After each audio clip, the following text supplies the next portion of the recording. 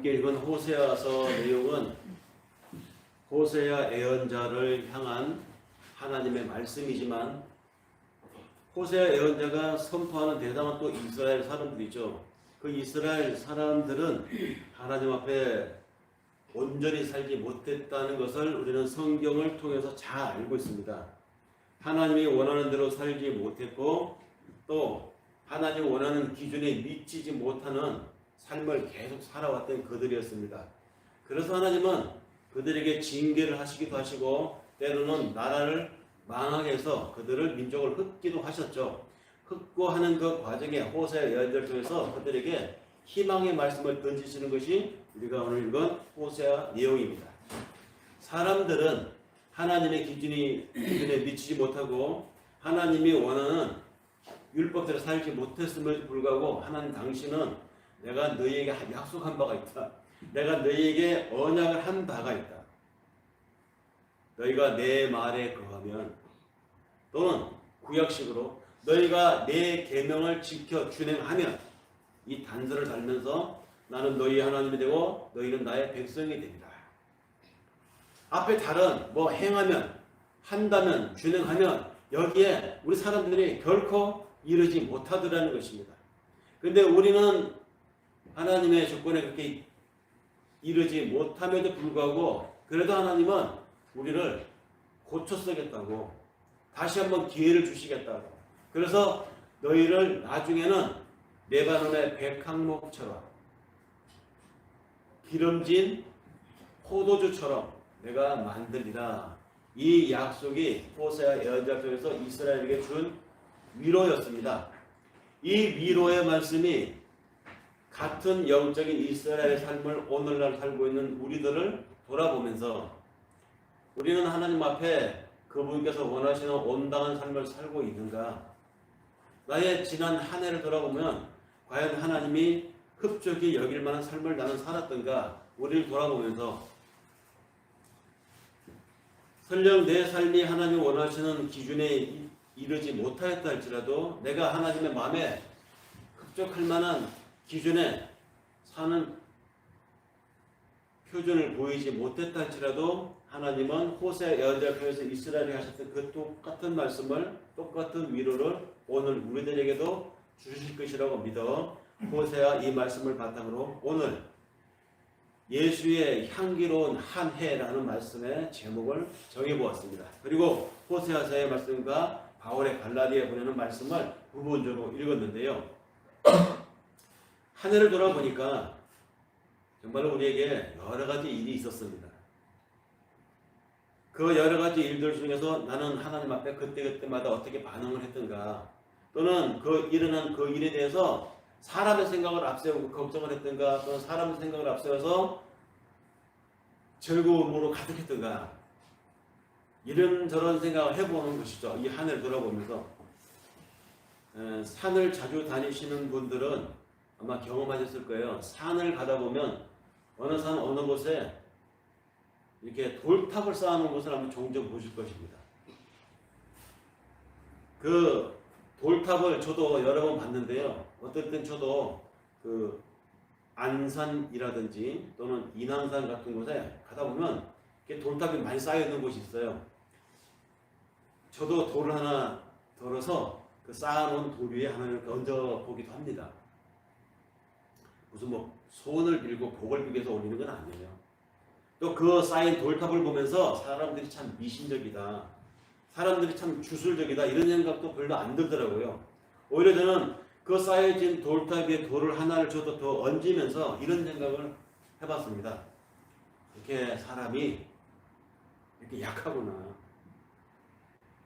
이렇게 무언가에게 어떤 타자에게 기대감을 가지고 이렇게 기대지 않으면 자신의 살아가는 날에 대한 두려움이 이렇게 있구나. 이게 인간이구나. 인간의 약함이라는 그 마음에 저도 공감이 돼서 돌을 저도 한번 올려본 적이 있습니다. 사람은 이렇게 약한 존재입니다. 하기야 사람이 만약에 내가 마음먹은 대로 다 이루고 내가 생각하는 대로 내가 다 할 수 있다고 생각한다고 하면 그 산에 돌탑 같은 건 쌓이지 않았을 것입니다. 어느 산을 가나 어디를 가나 그 돌탑이 이렇게 쌓여 있다는 것은 사람들의 마음속에 공통적으로 뭔가 기댈 자가 필요한 존재가 인간이라는 것을 증명하는 것이죠. 그러니까 그런 인간의 약함에 동의하는 면에서 저도 그 탑 위에 돌을 하나 얹었다는 얘기입니다. 사실 우리는 누구든 예외가 없이 누군가의 도움의 손길에 의해서 살아왔습니다. 올 한 해를 돌아보면 특히 더 그렇습니다. 내가 혼자 한 것 같은데 돌아보면 그게 내 혼자 한 것이 아니고 누군가가 함께 했기 때문에 나의 그 순간이 있었다는 것을 올 한 해 우리 동안 경험했다는 것이죠. 하물며 그것을 신앙인의 눈으로 바라보는 믿음의 올 한 해를 돌아볼 때 어떻습니까? 내가 그 노심초사했던 그 일이 그때는 내가 왜 그렇게 걱정을 했는지 지금 와서 보니까 하나님이 가장 진하게 함께 하셨던 시간이었구나. 이런 정리가 되더라고요. 그것을 아는 것. 우리는 살면서 누군가의 돕는 손길에 의해서 내가 살아가고 있구나 라는 것을 알면 그 사람 철을 들었다고 하지 않습니까? 마찬가지로 내가 그때 힘들었을 때, 내가 그때 너무 즐거웠을 때, 나에게 그 일이 이루어졌을 때, 나의 그 아쉬움이 나에게 당도했을 때 내 속에 일어났던 그 감정들, 그것은 내가 그냥 인간적인 생각으로 정리하고 말면 그냥 일반 사람의 삶이지만 신앙인들은 그런 순간에도 그 절명적인 순간 앞에서 믿음이라고 하는 것을 생각한다는 것이죠. 하나님의 의미를 생각한다는 것입니다. 우리는 바로 그럴 때 우리의 내적인 영적 감성이 더 한층 깊어지는 순간이 되는 것이죠. 어느 사이 돌아보니까 365일이 오늘 이제 몇 시간 남지 않았습니다. 벌써 1년이 훅 지나간 것 같습니다. 그런데 훅 지나간 것 같은 건 오늘 마지막 날 여기 서서 우리가 생각해 보니까 금방 지나간 것 같지만 근데 2월 달에 내가 아마 있다면 5월 달에 있다면 7월 달에 내가 있다면 그 현장 한가운데 있는 그때는 시간이 그렇게 훅 지나가지 않습니다. 그것이 즐거운 시간이었다면 그 시간이 천천히 가기를 바랬을 것이고 그 한가운데 있었던 그 시간이 만약에 나에게 인고의 시간이었다면 그렇게 늦게 흐를 수가 없는 시간이었겠죠. 그러나 분명한 것은 좋은 일이었던 힘들었던 시간은 이렇게 지나서 또 한 정점에 다다른다는 것이죠. 그러면서 또 우리는 새로운 정점의 순간들을 안고 있는 새로운 시간을 맞이할 준비를 이 연말에 하고 있습니다. 지금 돌아보니까 좋았던 일도 슬펐던 일도 그리고 그때 일어난 그 일이 아직 마무리가 되지 않은 채로 지금도 여전히 진행 중인 채로 우리에게 이 시간은 지금 다가왔습니다. 그리고 흐르고 있습니다. 그런데 이 모든 시간들이 나 혼자가 아니고 누군가가 함께 하고 있다는 생각을 하면 위로가 되지 않겠습니까? 마치 이스라엘이 하나님 앞에 제대로 살지 못했음에도 불구하고 그래서 그들을 징계하고 그들을 인고의 시간으로 빠뜨렸음에도 불구하고 하나님은 그들에게 위로의 말씀을 주셨잖아요. 내가 장차 너희를 만들어서 다듬어서 포도주처럼 레바논의 백향목처럼 만들리라. 너희의 삶이 기름질이다. 똑같은 약속을 하나님은 우리에게도 지금 해주십니다. 그래서 우리는 두렵지 않은 것이죠. 그래서 우리는 살아볼만 하다고 하는 자신감을 가질 수 있습니다. 이스라엘은 이러한 세월 속에서 하나님을 여러 번 경험했습니다. 출애굽 때도 경험했고요. 광야 생활에서도 경험했었고 가나안 땅에 들어가서도 그런 하나님을 경험했습니다. 자신들이 차마 하나님을 향해서 주여 도우소서라는 말을 할 수 없을 만큼 너무 민망할 정도의 자신들의 삶이 엉망이었음에도 불구하고 그들은 하나님 앞에 이와 같은 위로의 말씀을 많이 들었습니다. 그러면 우리도 마찬가지죠. 하나님은 오늘도 우리가 살아가는 이 시간이라고 하는 현장 속에서 어쩌면 나의 한계와 내 속 깊은 그 본심을 또 어쩌면 나는 모르지만 20년 후에, 5년 후에, 심지어 바로 내년에, 1년 후에 우리에게 닥칠 어떤 일들을 하나님은 아신다는 것입니다. 나도 모르는 나를 하나님 나를 더 잘 아세요. 그래서 내가 하나님을 알기 전부터 하나님은 이미 나를 알고 계시는 그 전지하심으로 나의 장래에 일어날 어떤 일을 하나님이 구체적으로 묘사해서 말하진 않지만 가장 총괄적으로, 가장 본질적으로 표현합니다. 내가 너와 함께한다. 내가 너와 함께하여 너를 극상품 포도주로, 너를 최고의 나무로 만들겠다. 이스라엘이 하신 약속을 우리들에게도 오늘은 하신다는 것이죠. 어떤 시인이 그래서 이렇게 고백을 했습니다. 내가 당신을 선택한 줄 알았는데 믿음 생활해 보니까 내가 당신을 선택한 것이 아니라 하나님 당신이 나를 선택하셨군요. 나를 선택하신 하나님 당신은 내가 이제 와서 돌아보니까 나의 앞에서 가신 것도 아닌 저 멀리 뒤에서 멀찍이 나를 따라오신 것도 아닌 바로 내 옆에서, 아니 내 옆에서도 아니고 내 안에 들어와서서 하나님 당신은 나의 일거수일투족 속에, 그때 그 사건 속에, 그때 그 힘들었던 그 속에, 그때 즐거웠던 그 장소에 이미 내 속에서 나와 함께 웃고 나와 함께 우시고 나와 함께 탄식하고 계셨군요. 시편에 나오는 시인의 고백이 바로, 그래서 우리가 신앙생활은 쉽지 않은 길이지만 할만하다는 하나님의 위로를 품는 시인의 고백이 우리에게 와 닿기를 바랍니다. 그분이 우리를 알고 계셨고, 알고 계셨기 때문에 바라보고 계셨고, 주목하고 계셨고, 이 모든 하나님의 시선은 내가 하나님을 선택한 것이 아니라 창세전에 하나님이 먼저 나를 선택하였기 때문에 하나님은 선택한 당신의 사람들을 보고 계신다는 것입니다. 우리 한 사람 한 사람을 보고 계세요. 그런 하나님을 믿고 살아가는 우리들, 때로는 그 하나님에 대한 사랑과 하나님에 대한 우리의 믿음이 희미해질 때는 사람의 지혜를 따르려고 할 때가 있습니다. 하나님은 멀리 있는 것 같고 현실은 바로 내 앞에 있는 것 같아서 현실의 사람들이 말하는 상식과 경험을 따르려고 할 때가 있었어요. 그런데 하나님은 당신의 성경을 통해서 우리에게 말씀하신 바가 있습니다. 하나님의 어리석음이 사람보다 지혜롭고 하나님의 약하심이 사람보다 강하다. 때로는 방향이 안 보이고 때로는 너무 불투명해서 하나님이 안 잡히고 안 보이는 것 같지만, 그래서 세상 방식으로 선택하고 세상 방식으로 살아보려고 우리는 유혹을 받을 때가 있습니다. 그런데 세상 사람들이 제시하는 지혜, 세상 사람들이 말하는 그 경험이라고 하는 것이 아무리 그럴 때 보이고 아무리 우리가 설득력 있어 보인다 하더라도 하나님의 어리석음만 못하다는 것입니다. 사람들이 가지고 있는 능력들, 돈에 대해서, 재산에 대해서, 지혜에 대해서, 지식에 대해서, 경험치에 대해서 그 사람이 쌓은 명예 같은 것이 아무리 강력한 설득력이 있어 보여도 하나님의 약하심만 못하다는 것이 우리 믿는 사람들의 방향입니다. 그런 하나님이 우리를 부르셨다는 것이죠. 언제? 창세 전부터. 왜 하나님이 허구 많은 사람들 중에 나를, 여러분들을 하나님 부르셨을까요? 왜 선택하셨을까요? 그리고 그 선택을 받은 우리는 어떤 마음으로 살아가야 될 것인가?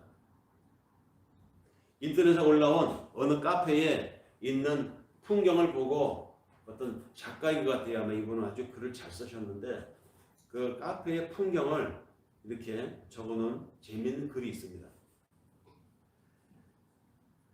아메리카노, 싱거운 놈, 에스프레소, 독한 놈, 카푸치노, 부드러운 놈, 카페라테, 고소한 놈, 마키아토, 달달한 놈, 카페 모카, 복잡한 놈, 이렇게 그 커피의 부연 설명을 우리말로 이렇게 풀어서 쭉 해놓은 커피 메뉴집, 그 카페에 그걸 보고 작가가 글을 옮긴 것입니다. 이 카페의 주인은 참 센스가 있다. 이렇게 그냥 모카 커피 마키아토가 이렇게 하나 그 옆에 부연해서 가로 열고 닫고 독한 놈, 달달한 놈, 복잡한 놈 이렇게 써놓은 이 재밌잖아요. 우리나라 사람들은 커피를 많이 마신대요. 세계에서 두 번째로 커피를 많이 마시는 민족이 우리나라 사람이라고 합니다. 우리나라에 커피가 하나도 안 나는데. 커피의 다양한 종류별 그 메뉴를 카페 그 주인이 이렇게 표현한 것을 이 작가가 옮긴 이 내용을 보니까 이 작가는 이런 생각을 했다고 합니다. 커피 중에도 정말로 양도 적고 그리고 너무 진해서 아무도 안 마실 것 같은 커피가 있다는 것이죠. 그 중에 어느인 것 같아요. 에스프레소죠. 저도 에스프레소 한 번도 먹어보지 않았습니다. 왜냐하면 너무 쓰거든요. 먹어보진 않았지만 요만한 잔에 조금 있는 그거 조금 마시고 사람들 인상 팍 쓰는 거 보면서 얼마나 쓸까. 아무도 주문해서 먹을 것 같지 않는 그 에스프레소, 독한 놈이라고 하는 별명이 붙은 그 에스프레소. 그런데 이상하게도 카페마다 에스프레소가 없는 카페가 없어요. 왜 그런지 아십니까? 이 에스프레소가 모든 커피의 기본이 되기 때문이라고 합니다. 그 에스프레소에 넉넉한 뜨거운 물 갖다 보면 이게 바로 핫 아메리카노가 된다고 합니다. 그 에스프레소에다가 얼음을 넣고 차가운 물을 갖다 보면 그게 바로 아이스 아메리카노가 된대요.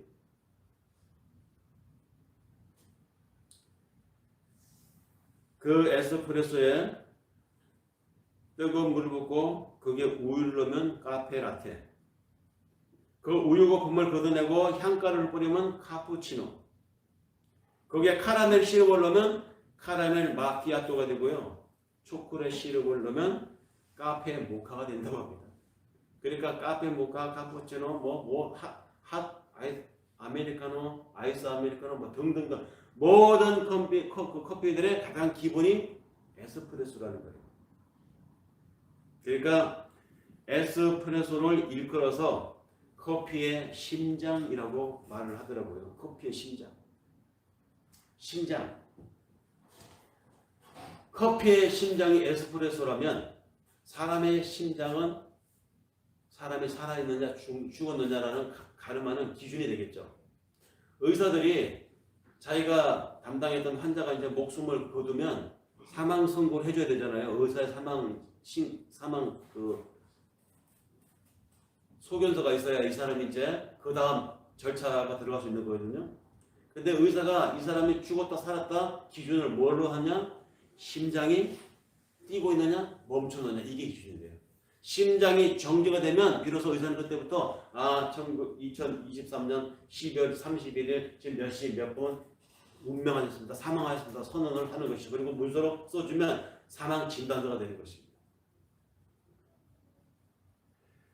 커피의 심장이 에스프레소, 사람의 살고 죽는 것의 판단 기준이 심장.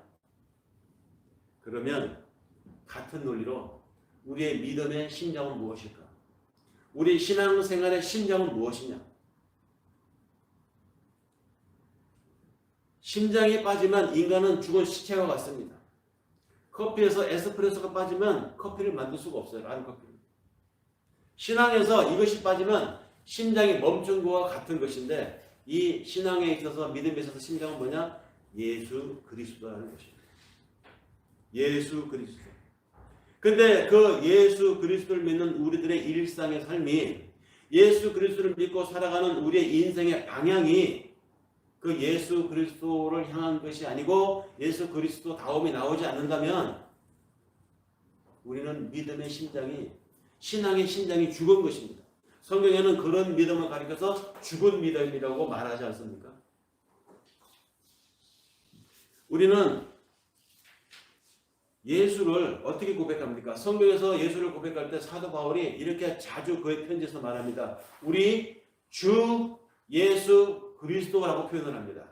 주님도 주님이고 예수도 예수고 그리스도도 그리스도인데 우리는 우리 신앙생활에서 예수를 주님이라고 표현을 해야 되고 그 예수를 나의 삶이라고 고백해야 되며 또 내 삶이 그리스도인이어야 한다는 것이죠. 이 말이 무슨 얘기냐면 주라는 말이 뭡니까? 주인이라는 뜻이에요. 주인. 주인이 이 말을 줄여 주님이라고 한 것입니다. 그러니까 로마인들도 그 노예들이 자기를 부리는 주인에게 주님이라고 했어요. 주님. 마스터라는 뜻입니다. 나의 보스, 나의 대장. 그게 주님이에요.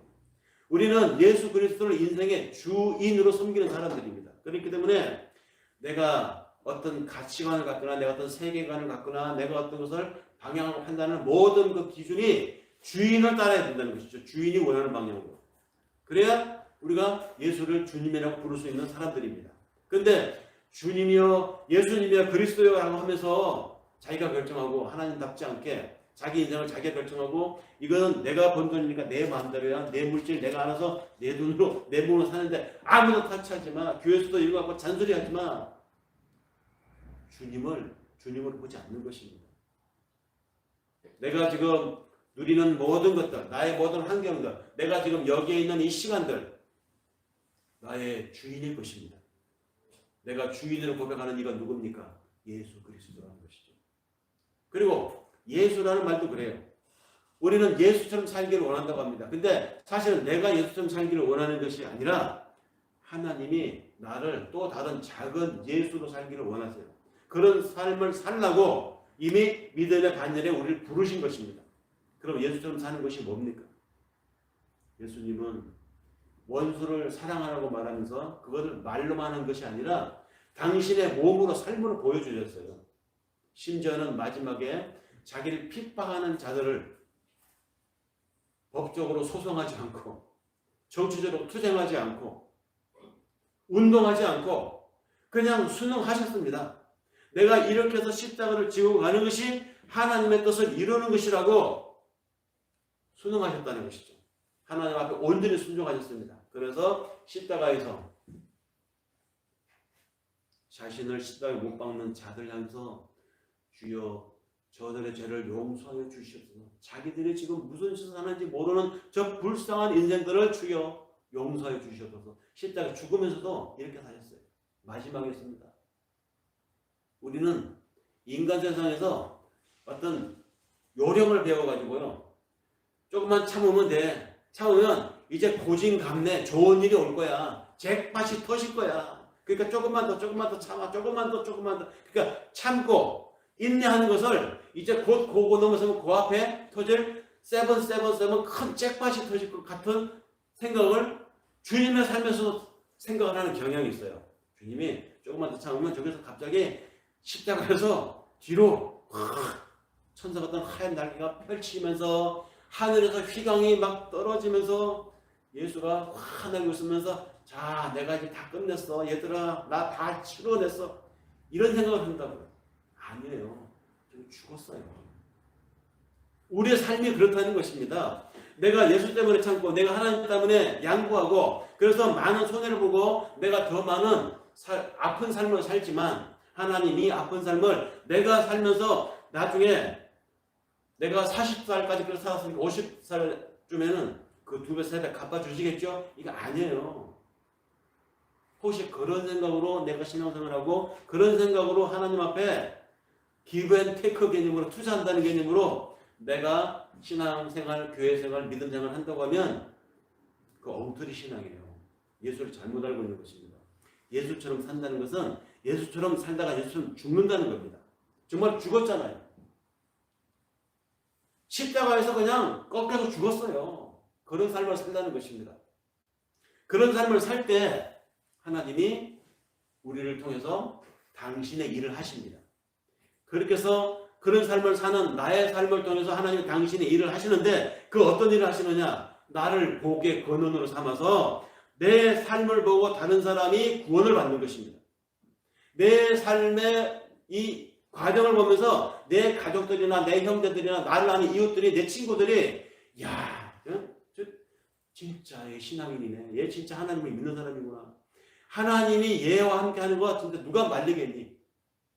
그런데 이렇게 평안하고 이렇게 당당하고 저렇게 자신만만하게 사는 저렇게 살면서도 어떻게 저럴 수 있어?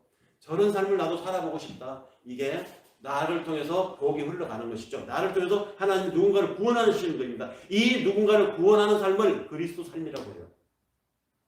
아브라함을 통해서 하나님이 부르셨잖아요. 내가 너를 복의 근원으로 삼으리라. 이 말은 아브라함이 가축이 막 늘어나고 땅이 넓어지고 그래서 수많은 아브라함의 후손들이 생겨나고 이 물질적인 것을 사람들 생각하는데 아니에요. 그런 면이 있지만 그보다 더 중요한 것. 그 아브라함을 복의 근원으로 삼는다는 아브라함의 복이 뭡니까? 아브라함이 하나님의 사람이 된 거잖아요. 이게 복이에요. 그럼 나를 통해서 내 그리스도적 예수적인 삶을 통해서 하나님이 무엇을 원하십니까? 내 삶을 통해서 다른 사람들에게 다른 이들에게 복이 흘러나가는 걸 원하십니다. 이런 삶을 가리켜서 그리스도 삶이라고 해요. 그러니까 예수적인 삶은 내가 예수로서 살아가는 겁니다. 예수가 살았던 삶을 내가 사는 겁니다. 그렇게 살았을 때 결과적으로 나오는 것이 그리스도적 영향력적 구원자. 그리스도가 뭡니까? 메시아잖아요. 메시아. 다른 사람을 구원하는 자. 그러니까 우리가 주 예수 그리스도라고 고백하는 거, 이 주 예수 그리스도라는 고백이 우리에게 나오게 하기 위해서 하나님이 나를 창세전에 부르신 겁니다. 그 부르신 삶을 우리는 2023년 올 한 해를 살았다는 것이죠.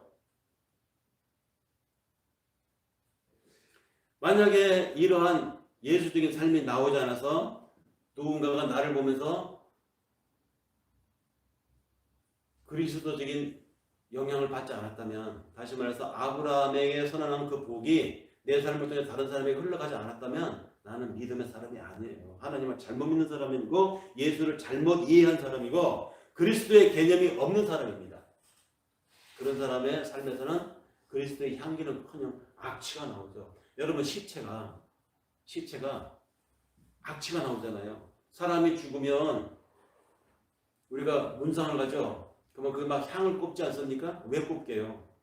3일 후에 또는 5일 후에 그 시체를 땅에다 묻어야 되는데 문상을 받아야 되니까 3일 또는 5일 동안 그 시체가 병풍 뒤에 있는 겁니다. 병풍 뒤에 있어서 썩어요. 세포가 중단되면 그때부터 유기물이 썩잖아요. 썩으면 그 냄새가 나죠. 시체 썩는 냄새 맡아보셨어요?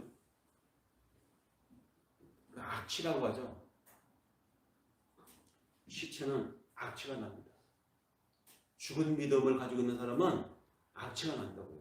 말은 내가 예수를 믿는다. 말은 내가 그리스도를 추앙한다. 말은 내가 교회를 열심히 다니고 말은 뭐 내가 교회에 뭐 무슨 직분자라고 하는데 그 행실이 그 삶이 그리스도적이지도 않고 예수를 따르는 모양도 안 보이고 지 멋대로 살면서 주님 하고 한다면 그 사람의 삶에서 무슨 그리스도의 향기가 나오겠어요? 향기는커녕 하나님의 영광을 가지고 그 사람 하는 걸 보면서 야 저런 사람이 교회 다닌다고 야 진짜 엉터리다 기독교.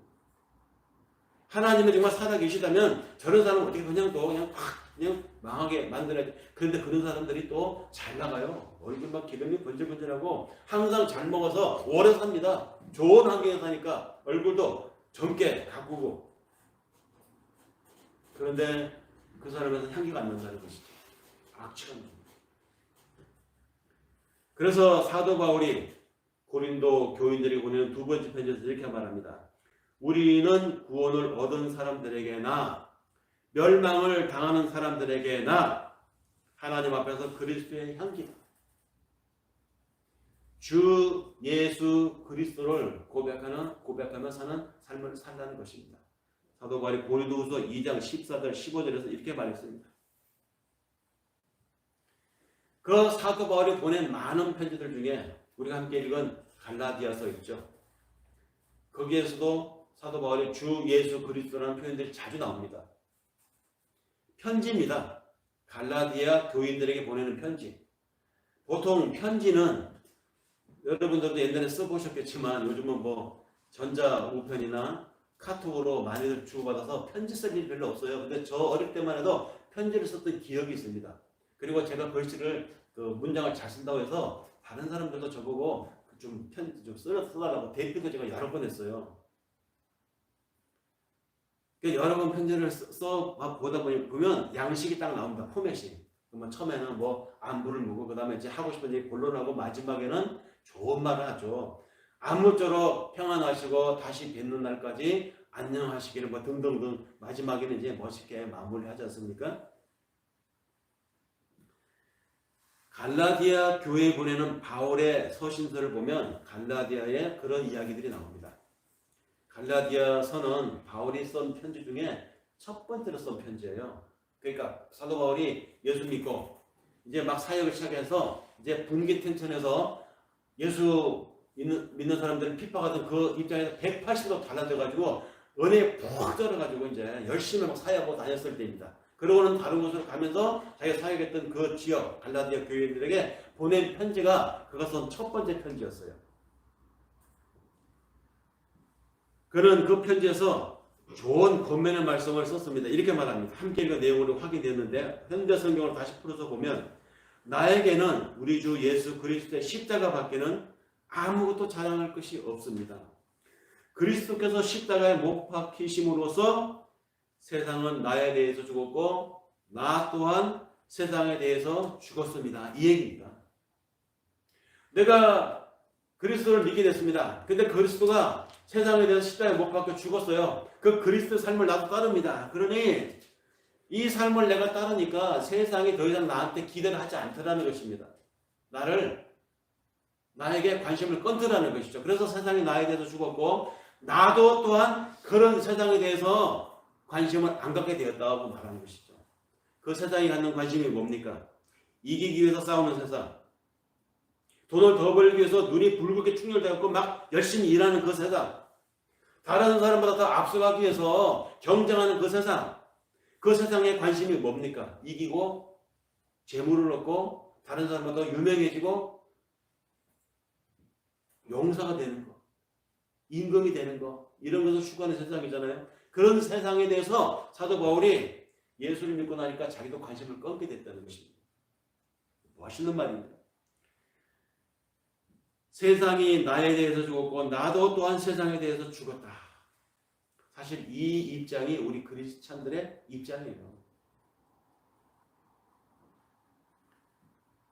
이렇게 멋있는 말을 한 사도 바울, 갈라디아서 6장은 1장부터 시작된 긴 편지의 마무리 부분입니다. 이렇게 멋있는 말을 한 바울, 참 그래 얼마나 예수 믿고 은혜가 충만했으면 이런 멋진 말을 참 할 수 있을까? 이게 말이 아니라 이 사람의 고백일 것이다. 근데 이렇게 멋진 말로 마무리됐고 그냥 끝냈으면 좋았을 것을 저도 거기까지 우리가 읽었죠. 근데 추가해서 우리가 읽었잖아요. 뭐냐? 느닷없이 갑자기 이상한 말을 던집니다. 우리가 추가해서 읽은 부분입니다. 그게 뭐냐? 앞으로는 나를 괴롭게 하지 마십시오. 내 몸에 예수의 낙인이 찍혀 있다고요. 이 말을 구현해야 합니다. 그리고 마지막에 은혜와 평강이 여러분에게 있기를 바란다 하고 마지못해 끝에 억지 인사하는 것을 딱 붙입니다. 도대체 사도 바울에게 그 사이에 무슨 일이 있었기에 바울이 이런 말을 했을까요? 마지막에 편지 마지막에부터 인사로 멋진 말을 끝내기 마련인데 멋진 인사말 예수 그리스도의 평강과 은혜가 있기를 바란다고 한 마지막에 하면서 그 사이에 요 말 싹 집어넣었어요. 갑자기. 도대체 갈라디아 교회와 사도 바울 사이에 무슨 일이 있었던 것인가? 주석 자료를 보니까 갈라디아 교인들 중에 사도 바울의 목회를 하고 간 그 갈라디아 교인들 중에 사도 바울이 떠나고 나니까 사도 바울에 대해서 뒷담화를 까는 사람들이 그렇게 많았나 봐요. 저게 무슨 사도야, 사도는. 저거 예수 믿는 사람들 막 앞장서서 핍박하고 스테반을 죽이는데 그 현장에 있었던 사람 아니야? 근데 저게 어느 날 미쳐가지고 갑자기 예수 믿는다고 돌아다니다가 여기 와서도 복음을 전했던 모양인데, 야 솔직히 사도 바울이 무슨 사도냐? 베드로나 도마나 요한이나 다른 제자들은 예수와 함께 3년 동안 돌아다녔어. 예수가 오병이어의 기적을 할 때 걔들도 있었어. 그리고 예수가 부활하고 살아났다고 하는 현장에도 있었어. 예수 죽는 데도 있었어. 근데 바울이 거기 있었어? 같이 다녔어? 아니잖아. 그런데도 자기가 사도래 이런 말을 뒤에서 했습니다. 바울에게. 그 말은 바울의 권위를 의심했다는 것이죠. 바울의 권위를 의심하니까 바울이 전한 설교, 바울이 푸른 구약의 신약의 해석, 바울이 전한 예수 전부 다 안 믿겨지는 것입니다.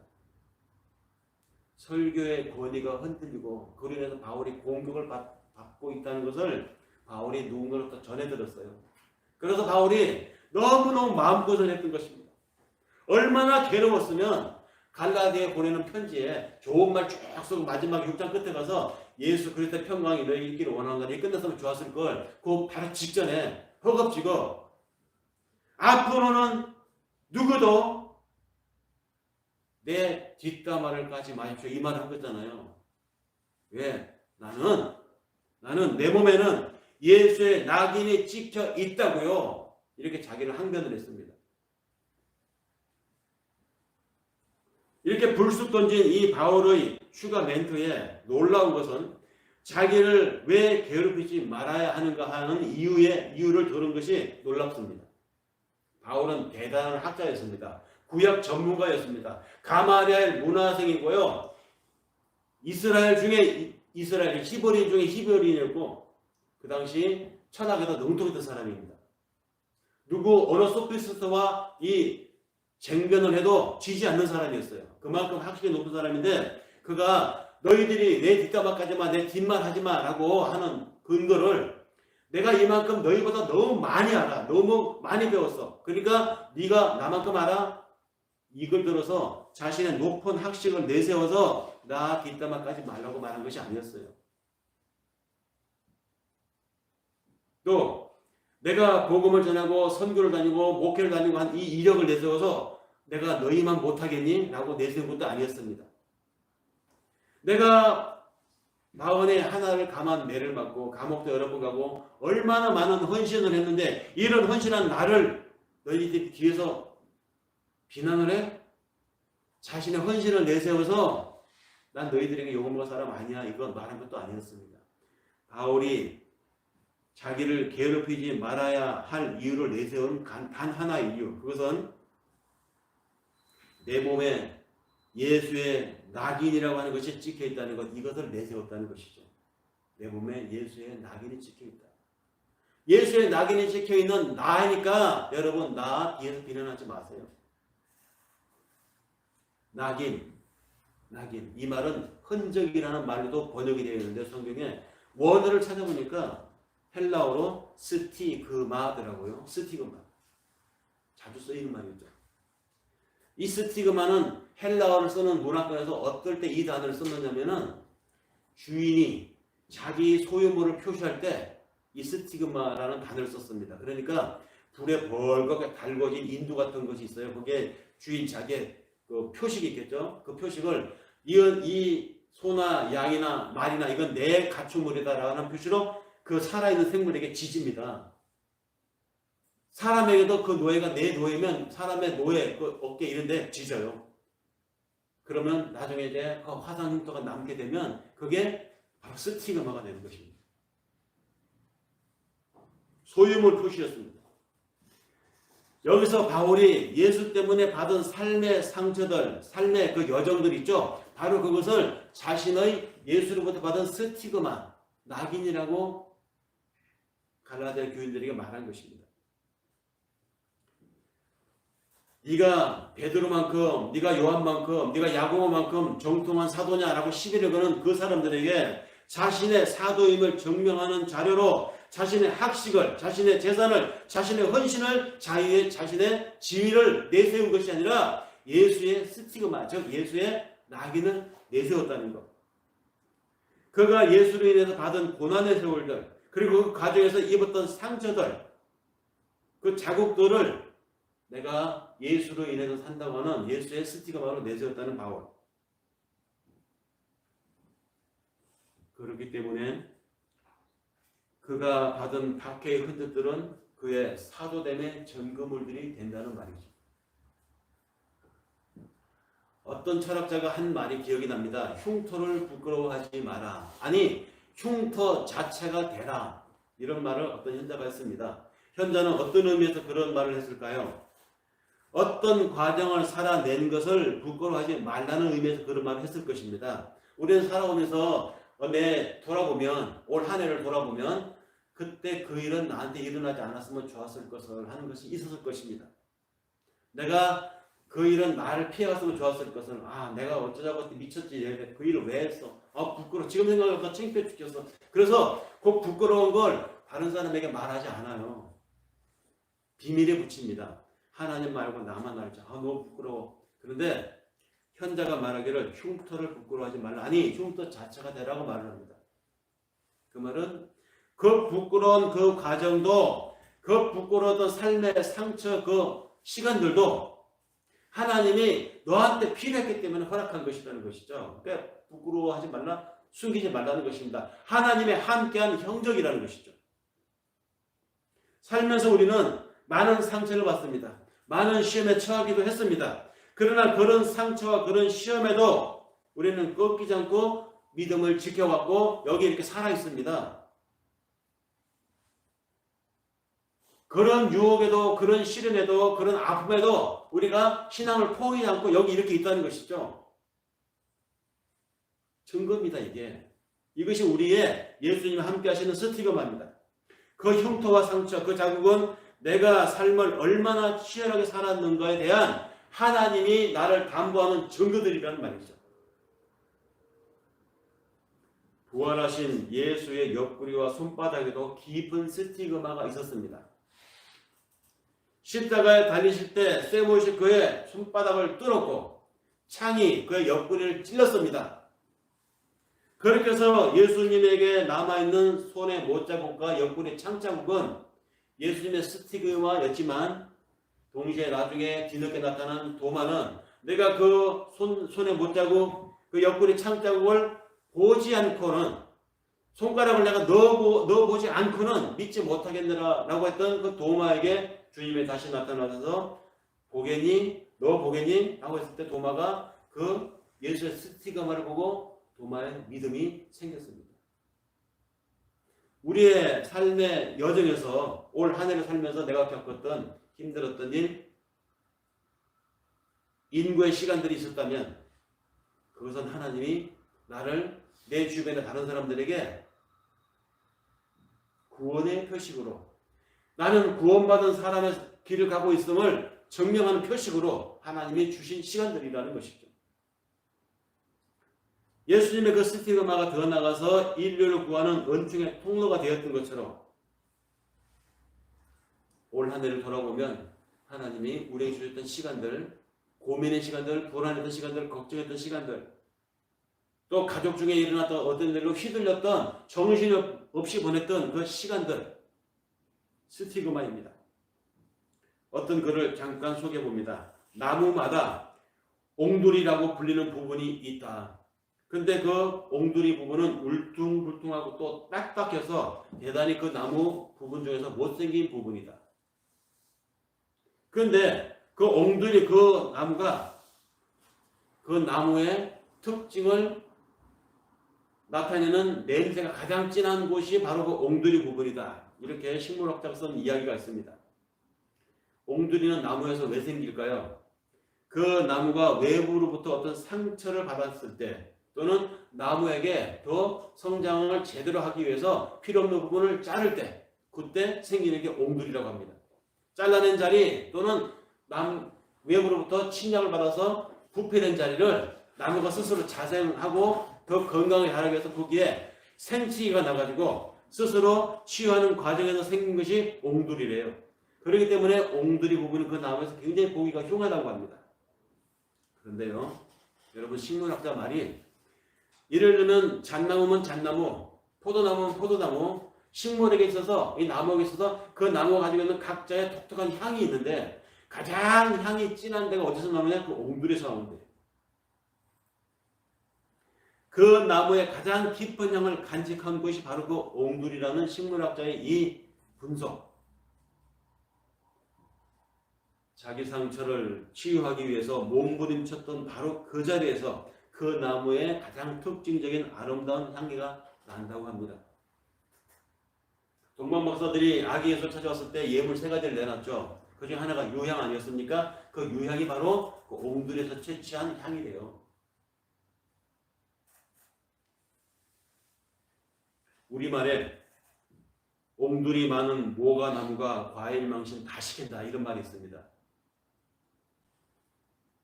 모가 나무는 유난히 옹돌이가 곳곳에 많은 것 같아요. 그런데 옹돌이의 그 향을 모가 나무는 모가 과일에게 다 이렇게 옮겨준대요. 그래서 모가가 향이 이렇게 진하대요. 여러분, 모가는 우리가 먹으려고 따는 거 아니잖아요. 모가는 따서 어떻게 합니까? 이게 보기 좋은 곳에 두죠. 향 때문에 두는 거예요. 그런데 그 향이 옹두리 때문에 더 진하다는 것입니다. 열매까지 옹두리 향을 품게 하여서 사랑받는 과일이 되었기에 그 상처의 의미가 얼마나 큰 겁니까? 마찬가지로 우리가 올 한 해를 살았습니다. 올 한 해를 살아내면서 때로는 내 성급함이 앞서서 때로는 내 욕심을 채우려다가 얻었던 상처들, 저질렀던 미스테이크들, 지금 생각해보면 참 창피한 일이죠. 그래서 지금에 와서 돌아보니까 그때 그건 내 성급함이었다, 내 욕심이 앞섰던 것이었다 하면서 나를 돌아보면서 다시는 그런 오류를 범하지 말아야지. 일반 사람들도 이렇게 한 해를 돌아보면서 자신을 반성하고 성찰하는 이런 시간을 갖는데, 하물며 믿음의 길을 걷다가 얻는 과정에서 이 생기는 상처는 하나님이 나를 당신의 향기로운 사람으로 만드는 과정에서 생기는 것이라는 것. 이 고백이 바로 우리 믿음의 사람들의 고백이 되어야 합니다. 그래서 우리를 구원을 얻는 사람 가운데 거듭나게 하시고, 그래서 당신의 사람으로 만들어 가십니다. 그래서 하나님이 바울을 통해서 그런 말씀을 하셨습니다. 우리는 멸망을 당하는 사람들 가운데서나 하나님께 받아진 사람들 가운데서나 우리는 그리스도의 향기다. 이런 향기는 삶에서 나오는 것입니다. 어떤 사람처럼 크리스찬 디오르? 언제부터 크리스찬이 되는 것이, 교회의 직분을 갖는 것이 고급스러워졌고 명품이 되고, 향기는 크리스찬 디오르가 아니에요. 삶에서 나오는 것입니다. 예수의 길을 따라 살다가 거기서 받은 상처, 자국에서 나오는 향기가 우리 그리스도의 향기입니다. 백리향이라고 하는 식물이 있죠. 고산지대 가면 많이 있다고 하는데, 우리가 보통 이 화원에서 키워진 백리향은 냄새가 그렇게 또 나지만 그렇게 진하지 않다고 하죠. 그런데 야생에서 자라는 백리향은 진짜 향이 진하대요. 이 고산지대 바위틈에 자라기 때문에 그 향기가 백리까지 간다고 해서 이름이 백리향이라고 사람들이 이름을 붙였다고 하는데요. 높은 산에 절벽 바위틈에서 자라기 때문에 사람들이 처음엔 잘 몰랐다고 합니다. 처음 본 사람들은 그저 수많은 야생 꽃들 중에 하나라고 생각을 했었대요. 해가 내릴 때는 절벽 바위 위에서 뿌리를 내리고 마치 이끼처럼 나지막하게 자라가기 시작하는 이 백리향은 자라면서 그렇게 줄기를 뻗다가 어느 순간에 가지를 비스듬히 세우고는 새끼 손톱만한 자홍빛 꽃을 피운다고 합니다. 그리고는 그 피운 꽃으로 향기를 그 능선 위로 불어가는 바람을 통해서 널리 그 향을 실어 날라서 인근에 있는 벌떼를 유혹을 한다고 합니다. 그래서 그 벌들에게 자신의 정말 그 인구에 세웠던 아끼고 아꼈던 꿀을 벌에게 제공을 하면서 그 벌을 통해서 자신의 분신이 다른 바위틈에 옮겨져서 자라기를 조용히 기다리는 게 백리향 꽃이라고 합니다. 백리향 꽃에서 한번 맡으면 잊을 수 없는 기쁜 향기가 나는 이유는 그 척박한 시간에 많은 상처들을 이겨낸 인구의 가정들이 녹아있기 때문이라고 식물학자들이 이야기합니다. 그래서 백리향의 꽃말도 사람들이 붙였습니다. 뭐냐? 향기 그리고 용기라고 합니다. 꽃말이 보통 꽃에 하나잖아요. 근데 백리향은 꽃말이 2개입니다. 향기에다가 용기까지 붙여줬습니다. 향기와 용기 어울리지 않는 것 같은데, 그 백리향, 절벽에 피는 백리향, 바위틈에 피는 백리향 보면 이렇게 붙이는 것도 무리가 아닌 듯 싶습니다. 우리 사람에게도 향기가 있다고 합니다.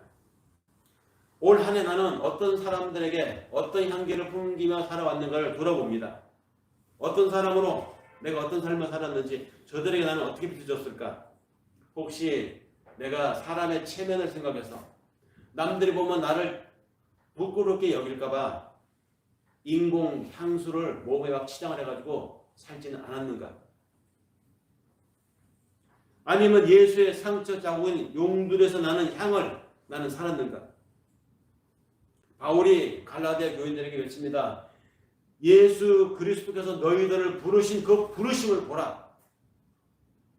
바울의 외침으로 다가오는 이 부르심이 오늘 우리들에게 하나님은 똑같이 말씀하십니다. 한 해를 정산하고 이제 몇 시간 남지 않은 오늘 우리를 향해서 하나님이 똑같이 말씀하십니다. 많고 많은 사람들 중에 왜 나를 택하셨습니까? 하나님. 왜 창세 전부터 우리를 선택하셔서 이 길을 가게 하셨습니까? 솔직히 올 한 해 돌아보면 정말로 저는 하나님 앞에 자신 없는 순간들이 많았습니다. 제 마음이 그렇고 자세가 그렇고 능력이 그렇습니다. 그럼에도 불구하고 내가 내년도 하나님 앞에 또 하나님 당신께서 하실 일이죠. 면목 없이 맡기고 살아가는 이유는 하나님께서 내가 하는 것이 아니라 나를 통해서 당신의 시간을 살고 있다는 믿음 때문입니다. 그래서 그 당시에 예수님도 당신의 길을 가라고 제자들을 가리키고 교육하고 먹이고 재우면서 보이면서 그 삶을 그대로 삶으로 보여주면서 제자들이 생각했어요. 우리가 정말 살 수 있을까? 우리가 우리 선생님처럼 살 수 있을까? 자신 없어 하는 그들에게 예수님이 말씀하셨죠. 요한복음 16장 33절에 너희는 세상에서 환난을 당할 것이다. 그러나 용기를 내라. 내가 세상을 이겼다. 신앙의 길을 간다는 것이 환난의 길이라고 했습니다. 환난이 무슨 마귀가 나타나서 나는 예수 믿는다고는 죽인다 이런 시대가 아니잖아요. 어떤 게 환난입니까 우리에게? 나를 이기겠다고 눈 까부르고 달게 사람이 있으면 같이 맞짱 떠가지고 이기겠다는 것이 아니라 저렇게까지 해서 이기려고 하는 그 영혼이 참 안 됐다고 생각하는 이 마음 저 주는 거죠. 그래 너가 다 가져가. 그래 네 말이 오라 그래 한번 해봐. 손해입니다. 현실에서. 이게 환난이에요. 우리가 목숨 끊어지는 날까지 살아가는 모든 이 여정은 환난입니다. 그래서 주님께서 말씀하셨습니다. 너희가 세상에서 환난을 당할 것이다. 죽는 날까지. 주님도 그렇게 죽었잖아요. 그러나 용기를 내라. 왜? 용기 내라는 근거가 뭡니까? 내가 세상을 이겼다. 주님이 이겼잖아요. 십자가에서. 내가 다 이루었다고 하지 않았습니까? 우리도 사람으로서는 자신이 없어요. 두렵습니다. 당장 내일이 내년에 또 어떤 일이 날까? 그러나 내가 하는 것이 아니라 내 안에 하나님이 하신다는 거. 그래서 주님께서 너희가 세상에서 환난을 당할 것이나 용기를 내라. 내가 세상을 이겼다. 이 위로의 말씀을 제자들에게 주셨습니다. 똑같은 얘기를 하나님이 오늘 우리들에게 주십니다. 힘든 중에도 여기까지 인도하신 하나님, 즐거운 일도 경사스러운 일도 우리에게 주셔서 우리를 위로하셨던 하나님, 앞으로도 함께 즐거운 일, 어려운 길, 버거운 길을 함께 하시겠다고 지금 우리에게 약속하십니다. 올 한 해에도 함께 하신 하나님이 바울의 고백 속에서 당신의 향기를 남기신 것처럼 우리 사는 날 속에서 내가 목숨이 끝나는 마지막 날까지 우리 생애가 끝나는 그 순간까지 하나님이 내 삶을 통해서 당신의